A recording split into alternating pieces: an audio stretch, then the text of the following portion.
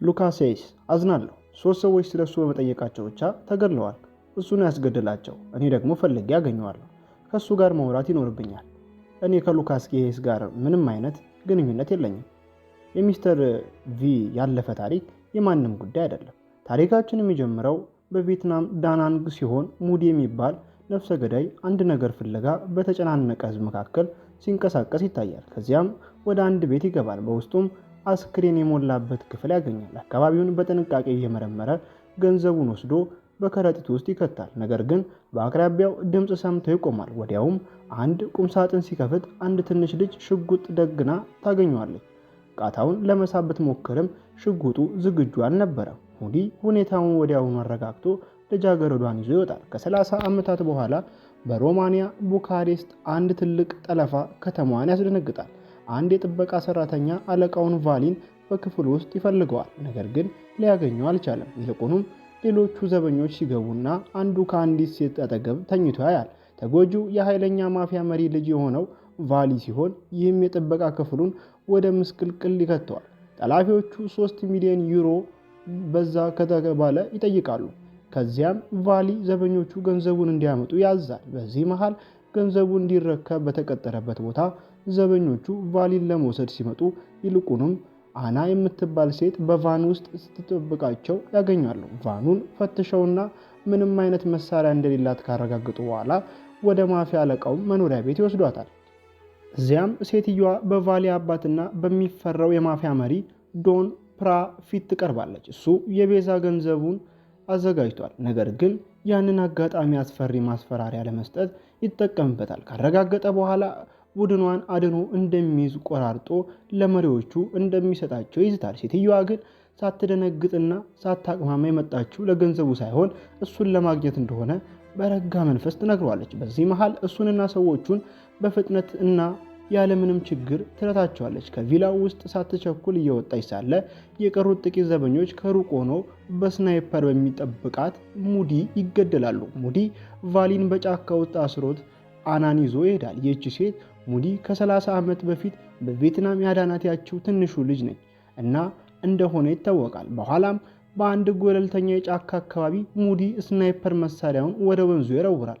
አናን 3 ሚሊዮን ዶላሩን ይዛ እንደሆነ ይጠይቃታል። እሷ ግን የተከፈሉት ኢላማውን ለማጥፋት ብቻ እንደሆነና ይህም እንደሚበቃ በረጋ መንፈስ ትነግረዋለች። በዚያው ቅጽበት 7 ሚሊዮን ዩሮ ሙሉ ክፍያ እንደደረሳቸው የሚገልጽ መልእክት ይደርሳቸዋል። ለዓመታት እንደ ከፍተኛ ነፍሰ ገዳይነት ከቆዩ በኋላ በመጨረሻ ያንን ህይወት ትተው ለመውጣት ይወስናሉ።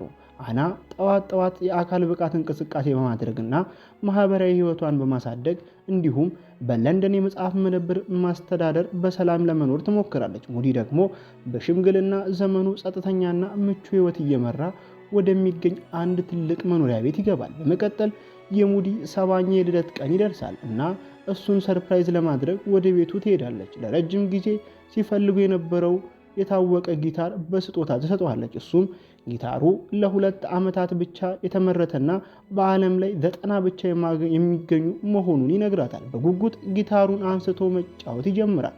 በሁኔታውም በጣም ይደሰታል። ከዚያም አና እንዴት ልታገኘው እንደቻለች ይጠይቃታል። እሷም የማይቻለውን ነገር እንዴት መከታተል እንደምታውቅ ያስተማራት እሱ መሆኑን በቀላሉ ታስታውሰዋለች። ጨዋታቸው ቀጥሎ እያለ እሱ በድንገት ባልተለመደ ሁኔታ ይስል ይጀምራል። አና ብትጨነቅም እንዳልታዘበች ሆና ፊቷን ሳትለዋውጠው ትቆያለች። በኋላም ሙዲ ወደ ምድር ቤት ወደሚገኘው ሚስጥራዊ መደበቂያው ይወስዳትና የመጽሐፍ መደብሩን የባለቤትነት ሰነድ ይሰጣታል። ሕንፃውን ሙሉ በሙሉ ገዝቶ ስጦታ እንደሰጣት ይነግራታል። ግን አንድ ቅድመ ሁኔታ አለ። በምላሹ አንድ ውለታ ይፈልጋል። ፍላሽ ድራይቭ በኮምፒውተሩ ላይ ሰክቶ ሉካሴስ ስለሚባል ሰው መረጃ ያሳያታል።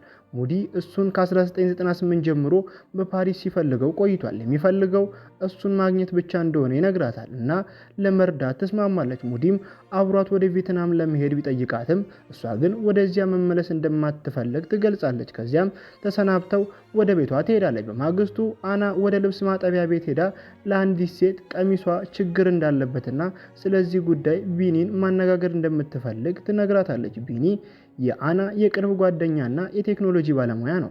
አጭር ጨዋታ ካደረጉ በኋላ አና ቤኒ ሉካስን እንዲከታተለው ትጠይቋለች። አና የማፊያ ቅጥር ግቢ የሚያሳይ የሳተላይት ምስሎችን ትቀበላለች። በመጽሐፉ መደብር ውስጥ ማይክል ሬምብራንት የሚባል ሰው ገብቶ ለአለቃው ሚስት ስጦታ የሚሆን የመጀመሪያ እትም መጽሐፍ እየፈለገ እንደሆነ ይነግራታል። አና እንዲህ አይነት መጽሐፍ ማንም ጋር እንደሌለ ትነግረዋለች። ይልቁንም $256,000 የሚያወጣ ብርቅዬ ግጥም መጽሐፍ ትሰጠውና በምላሹ የእጅ አምባር እንዲሰጣት ትጠይቋለች። ሆኖም የእሱ መምጣት ወደ እሷ ለመቅረብ በተደረገ ሰበብ እንደሆነ ወዲያውኑ ግልጽ ይሆናል። ከመሄዱ በፊት ስልኩን ይሰጣታል። ልክ ሲወጣ ደግሞ ጥቂት የግጥም ስንኞችን ይነግራታል። ይህም አናን ትንሽ ግራ ያጋባታል። በዚህ መሃል አና ቤኒን በአንድ ፓርክ ውስጥ ታገኘዋለች። እሱም ስለ ሉካስ ሄስ ሙሉ መረጃ የያዘ ፍላሽ ይሰጣታል። መረጃውን እንደያዘች ለሙዲ ለመስጠት በቀጥታ ወደ ቤቱ ታመራለች። ነገር ግን ልክ ወደ ቤቱ ስትገባ አንድ ችግር እንዳለ ይሰማታል። በቤቱ ውስጥ ስትዘዋወር ሙዲ በመታጠቢያው ገንዳው ውስጥ ሕይወቱ አልፎ ታገኘዋለች። ሁኔታው ያስደነግጣታል። አካባቢውን ስትመለከትም የሚወደው ጊታር ወለሉ ላይ ተሰብሮ ታያለች። ከዚያም የሙዲን ድሮ አግኝታ በውስጡ ፍላሽ ድራይቭ ታገኘዋለች። ጊዜ ሳታጠፋ ቤኒን ደውላ በቅርቡ ወደ ቤቱ እንደምትመጣ ትነግረዋለች እና ደህንነቷ በጣም እንዲጠበቅ አና ደህንነት ፍለጋ ወደ ቤኒ ቤት ትቸኩላለች። ነገር ግን ያየችው ነገር ያስደነግጣታል። ቤኒ ተገድሏል። አስክሬኑም በከባድ ልብስ መተኮሻ ማሽን ስር ተጭኖ ያገኛል። ድንጋጤዋን ልትቆጣጠር ብትሞክርም ገፍታው በመውጣት በፍጥነት አካባቢውን ትለቃለች። ማንም ሳይከታተላት ጥቂት ነገሮችን ይዛ ለመሰወር በቀጥታ ወደ መጽሐፍ መደብሩ ትሄዳለች። ቦርሳዋን ለመውሰድ ስትል አደጋ እንዳለ ይሰማታል። አንድ አጥቂ ሊመታት ተዘጋጅቶ ብቅ ይላል። እሷ ምላሽ ከመስጠቷ በፊት ተኩስ ተከፍቶ መደብሩ በግርግር ይሞላል። ጥይታቸው መደርደሪያዎቹን ሲሰባብሩ አና ቁጥራቸው እንደሚበልጥ ብታውቅም በቀላሉ እጅ ላለመስጠት ትወስናለች።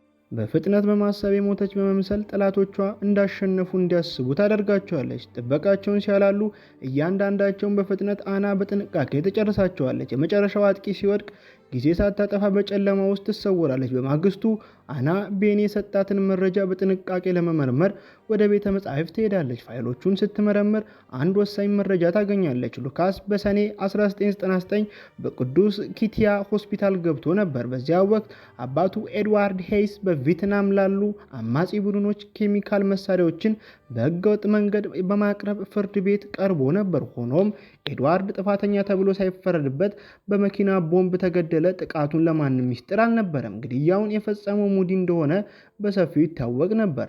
አና ሁሉንም ነገር ስታቀናጅ የሙዲ ሞት ከነዚህ ያለፉ ክስተቶች ጋር የተያያዘ ሳይሆን አይቀርም። ጊዜው፣ ኢላማዎቹና ግድያዎቹ በአጋጣሚ ለመሆን በጣም የተቀባበሩ ይመስላሉ።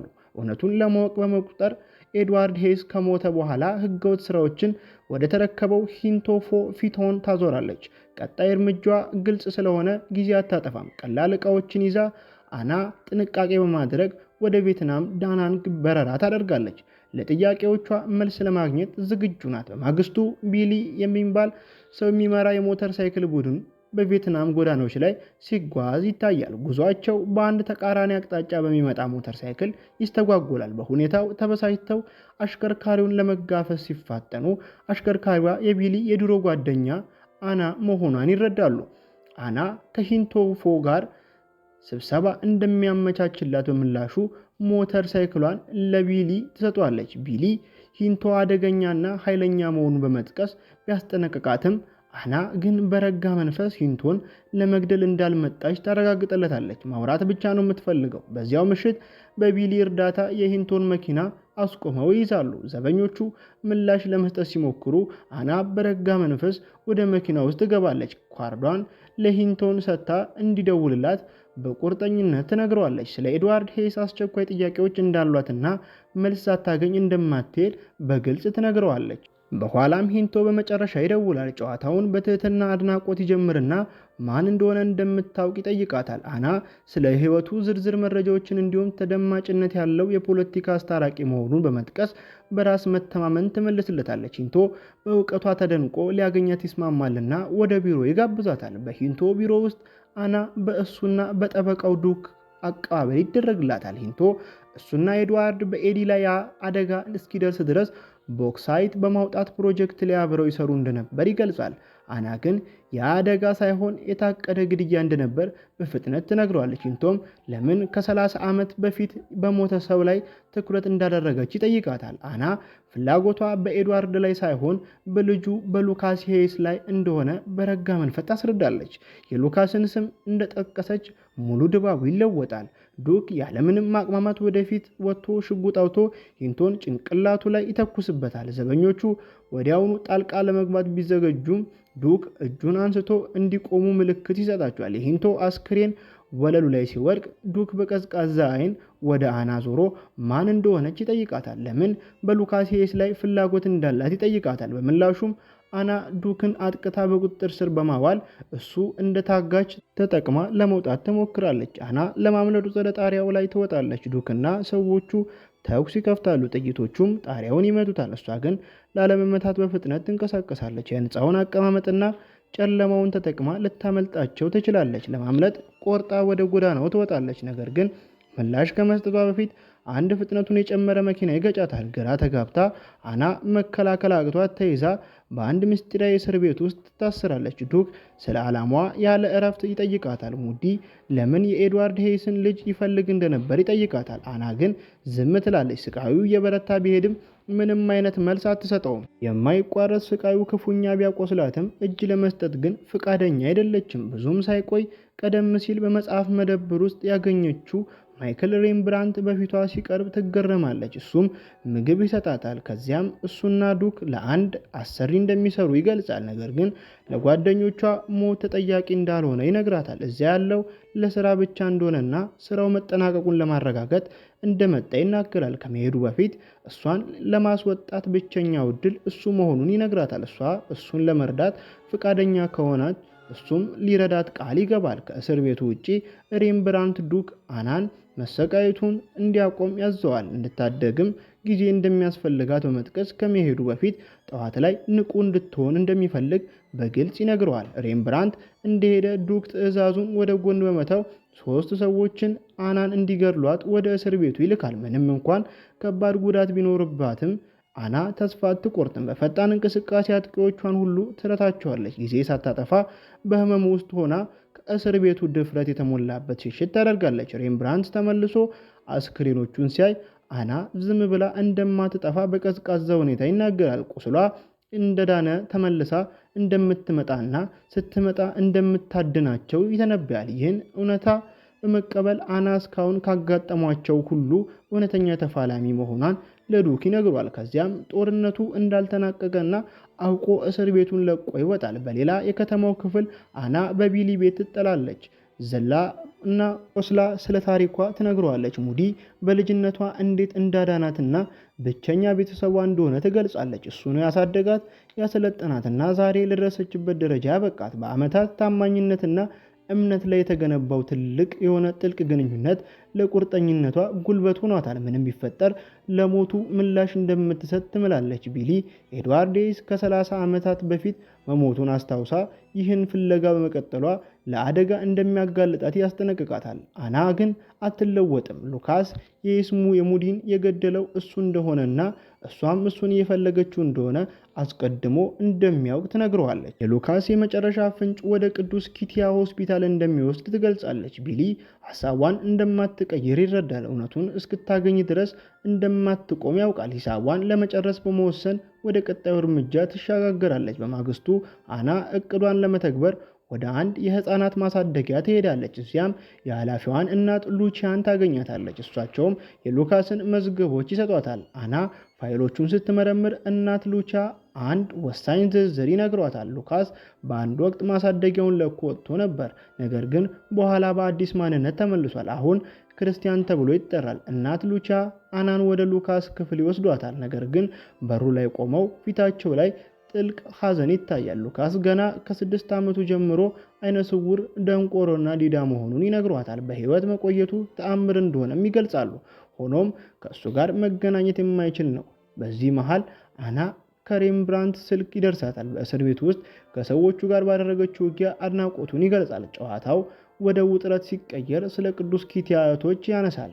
ማቅማማቷን ተረቱ ሁኔታውን ለማመላለስ እራት ይጋብዛታል። እዚያም የምትፈልገውን እንደሚሰጣት ቃል ይገባል። አና ግን እምቢ ትላለች። የመገናኛውን ጊዜ እና ቦታ የምትወስነው እሷ መሆኗን በግልጽ ትነግረዋለች። ምላሽ ሳትጠብቅ ስልኩንም ትዘጋለች። አና ሳታውቀው ሬምብራንት ከኤድዋርድ ሄይስ ጋር ነበር። የሚገርመው ኤድዋርድ አሁንም በህይወት አለ። ኤድዋርድ ቀጥተኛ ትዕዛዝ ይሰጧል። በሚመጣው ትልቅ ዝግጅት ላይ ከመሳተፉ በፊት ስራው እንዲጠናቀቅ ይፈልጋል። ውድቀት ፈጽሞ ተቀባይነት እንደሌለው ያስጠነቅቀዋል። በሥነ ሥርዓቱ ፊት መሸማቀቅ እንደማይፈልግ በግልጽ ይነግራል። በኋላም በሬስቶራንቱ ውስጥ አና ጊዜ ሳታጠፋ ልክ እንደተቀመጠች ከጠረጴዛው ስር ሽጉጥ በሬምብራንት ላይ ትደቅንበታለች። ስለ ግድያ እና ከድሮ ስራ ጋር እንዴት እንደሚያያዝ እውነቱን እንድታውቅ ትጠይቋለች። ነገር ግን ሬምብራንት በሰው በተሞላበት ቦታ ጥቃት ለመሰንዘር ትክክለኛ ቦታ እንዳልሆነ ይነግራታል። ማንኛውም ድንገተኛ እንቅስቃሴ የማምለጫ ቀዳዳ እንደሚያስቀርለት ያስጠነቅቃታል። እንድታስብበት ይመክራታል። አና ግን አታመንታም። ቢያንስ አሁን ለመግደል እንዳልፈለገች ትነግሯለች። ሬምብራንት ሊያግባባት እንደማይችል ሲረዳ እሱም የራሱን መሳሪያ አውጥቶ ወደ እሷ ይደቅነዋል። በመካከላቸው ያለው ውጥረት ይበረታል። እያንዳንዳቸው ሌላኛው ስህተት እስኪሰራ ይጠባበቃሉ። ለአፍታ ያህል ምንም አይንቀሳቀስም። አይን ለአይን ተፋተው የሌላኛውን ስህተት ይጠብቃሉ። መጨረሻም ሁለቱም መሳሪያቸውን ዝቅ ያደርጋሉ። ውጊያውን ለሌላ ጊዜ ለማስተላለፍ በዝምታ ይስማማሉ። ሬምብራንት እዚያ ሲደርስ ሁሉም ነገር አብቅቷል። ወደ መታጠቢያ ቤቱ ሲገባ ዱክ ተሰቅሎ ሕይወቱ አልፎ ያገኛል። በዚያው ቅጽበት ስልኩ ይጮሃል። አና ሁሉንም የምትፈልገውን መረጃ እንዳገኘች ትነግረዋለች። ነገር ግን ስልኩን ከመዝጋቷ በፊት ገና እንዳልሄደችና እዚያው እንዳለች ትነግረዋለች። መካከላቸው ትልቅ ግብግብ ይነሳል።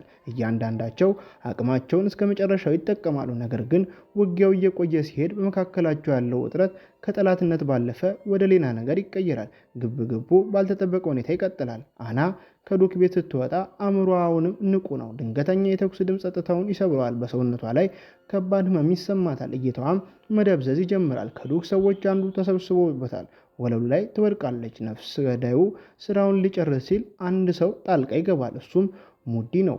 አና በድንጋጤና ባለማመን ወደ እቅፉ ትገባለች። ቁስሏን እያከመላት እውነቱን ይነግራታል። በቤቱ ውስጥ የራሱን ሞት ማስመሰሉን ይገልጻል። አጥቂው ፊቱ ላይ በመተኮስ ማንነቱ እንዳይታወቅ አድርጎ የራሱን ኮት ጥሎ በመሄድ የሞተ ለማስመሰል ተጠቅሞበታል። ሳይታወቅ ለማምለጥና ተልዕኮን ለመቀጠል ብቸኛው መንገድ ይህ ነበር። በኋላም አናና ሙዲ ወደ ቢሊ ይሄዳሉ። ቢሊ ወደሚፈልጉት ቦታ እንዴት መድረስ እንደሚችሉ ዝርዝር መረጃ ይሰጣቸዋል። ነገር ግን ስለ ሚስጢራዊው ክፍል ፓኒክ ሩም ጥንቃቄ እንዲያደርጉ ያስጠነቀቃቸዋል። እዚያ ውስጥ መግባት ቀላል እንደማይሆን ይነግሯቸዋል። አናና ሙዲ ግን ለመቀጠል ቆርጠዋል። በዚህ መሃል ሬምብራንት ከእውነተኛ አሰሪው ከኤድዋርድ ሄይስ ጋር ይገናኛል። ሁኔታው ከቁጥጥር ውጭ እየወጣ መሆኑን የተረዳው ኤድዋርድ ይጨነቃል። ሙዲ ሕይወቱ መኖሩና እየተቃረበች መሆኗ ሲያውቅ ደህንነቱ አደጋ ላይ መሆኑን ይረዳል። ጥበቃው እንዲጠናከር ያዛል።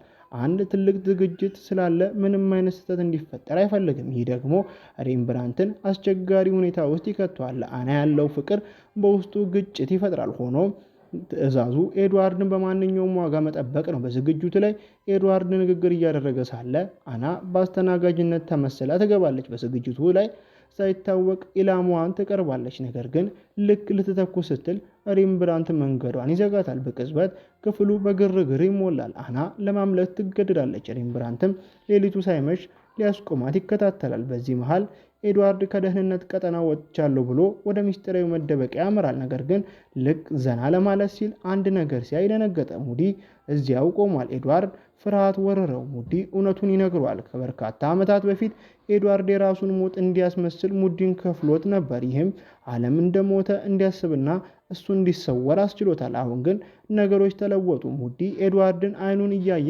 በቀዝቃዛ ድምፅ ይነግሯል። በአንድ ወቅት ሕይወቱን እንዲያጠፋ ቀጥሮት ነበር። አሁን ደግሞ ስራውን ለመጨረስ መጥቷል።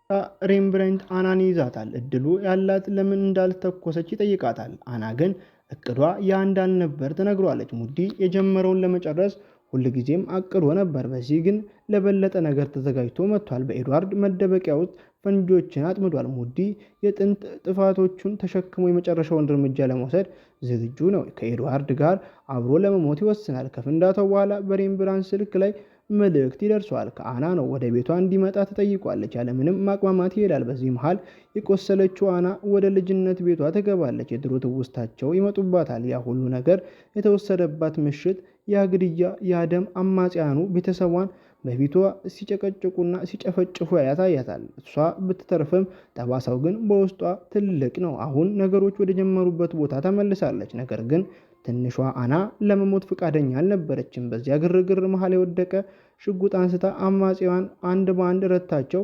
ክፍሉ በጭስና በደም ተሞልቷል። ከዚያም በዚያ ፍርስራሽ መሃል ሙዲ አገኛት። አና የሰው ኮቴ ስትሰማ ሬምብራንት መሆኑን ታውቃለች። ልክ ሲገባ አይን ለአይን ይገጣጠማሉ። ፊቷ ላይ ድካምና ቁርጠኝነት ይታያል። መጨረሻዋን ትነግሯለች። ከዚህ በኋላ መግደልም ሆነ መባረር እንደማትፈልግ ትገልጻለች። በቀል ከእንግዲህ ትርጉም የለውም፣ ሰላም ብቻ ትፈልጋለች። ነገር ግን አንድ ችግር አለ። ሬምብራንት በሕይወቱ እስካለ ድረስ በሰላም እንደማታገኝ ታውቃለች። ፊት ለፊቷ ቆመው ሁለቱም ሽጉጣቸውን ይደቅናሉ። ከሁለቱ አንዱ ብቻ በሕይወት እንደሚወጡ ያውቃሉ። መጨረሻ የፊቱ በር በቀስ ከፍቶ አንዱ ወደ ውጭ ይወጣል። አና ናት። ፊልሙ በዚህ ይጠናቀቃል። ለተጨማሪ ቪዲዮዎች ላይክ፣ ሰብስክራይብ ማድረጋችሁን እንዳትረሱ። ስለተከታተላችሁን እናመሰግናለን። ትዕይንት ሪካፖች ነበርን።